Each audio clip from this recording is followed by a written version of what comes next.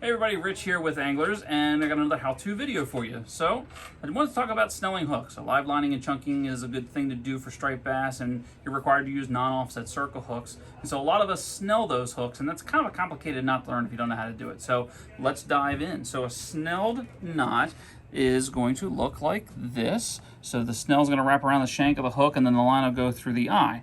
There's a couple of important things to know about tying this knot, but let's go ahead and tie it. As we go through it, we'll talk about the important parts. So let's start with a bare circle hook. Now you'll notice this has a straight eye, and that's going to be important later. I'll explain it. So I have some basic 30-pound tests that we would use for our leaders for striped bass fishing. We're going to take the line, and you're going to lay the line parallel to the shank of the hook. You're going to pinch here by the eye. I'm going to pull a tag end long enough that I can make a loop, and I make that loop in front of me, and I'm going to pinch that line again so that the tag end again runs parallel. So I have the tag end running parallel to the shank of the hook, and I have that running line running parallel to the hook with this loop in front of me here. Now, I'm going to wrap this piece of the loop around the shank of the hook about 5 or 6 times. It depends on how many reps you want to make, but the important thing with this is keeping this loop open. And so I'm going to use 2 fingers for this. I'm going to put my fingers in the loop, and I'm going to use this finger to wrap over. Whoop, it came apart. Let's do that again. So we make our loop in front and pinch that down. We're going to wrap over and put the hook through the loop. And then I turn my fingers and I do it again. And I just keep repeating this step, wrapping the standing end here around the shank of the hook. And I want to keep these somewhat snug right next to each other. And I just keep repeating this process over and over. Wrap over, put the hook through the loop, turn my fingers, and then do it again. And I can do this as many times as I want. I think we've gone close enough. So at this point, I'm going to hold the line out. I'm going to take my fingers here and pinch the knot. I can relax this hand. I'm going to draw this line out, making that loop smaller.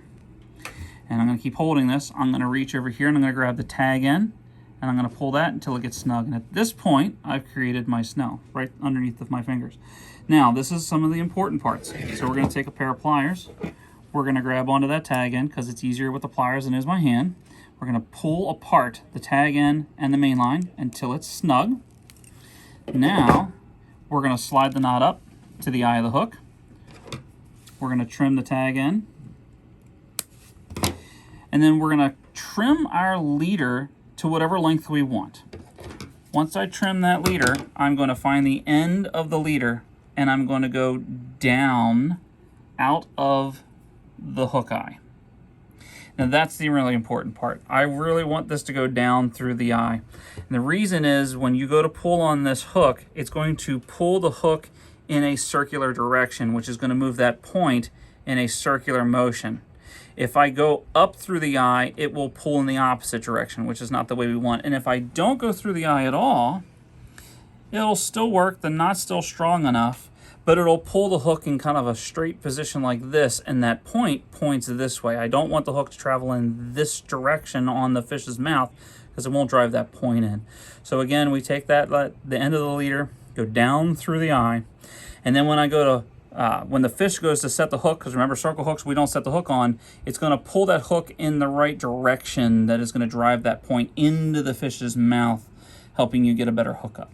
So that's how you snell a hook. If you guys have any questions, you want to see it in person, feel free to stop by. And good luck out on the water. Have fun.